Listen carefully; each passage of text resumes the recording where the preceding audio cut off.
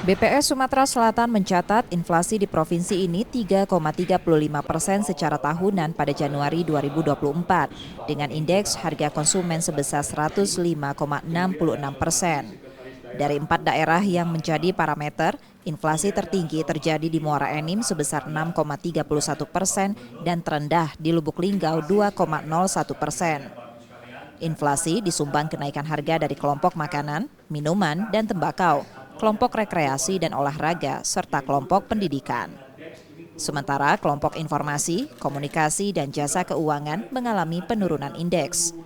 Meski terjadi inflasi tahunan, secara bulanan Sumsel mengalami deflasi 0,08%. Deflasi tersebut akibat dampak pasokan komoditas lokal yang melimpah, serta program pasar murah yang masif dilakukan pemerintah daerah.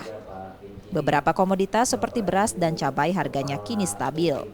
Bahwasanya dengan adanya pasar murah yang dilakukan secara masif, gerakan pengendalian secara masif di kabupaten kota, kita lihat tadi dari sisi angkanya ternyata potret kami di lapangan dengan komoditas-komoditas yang relatif stabil dan juga ada penurunan.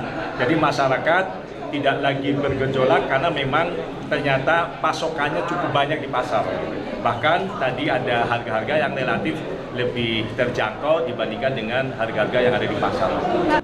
Pemprov Sumsel mengajak kabupaten dan kota terlibat dalam upaya mengendalikan inflasi secara serentak dan terpadu. Salah satunya lewat gerakan pasar murah untuk mempermudah masyarakat mendapat harga sembako di bawah harga pasaran. Gerakan pasar murah serentak Sumsel GPMSS ini kita lakukan secara bersama-sama di seluruh kabupaten kota.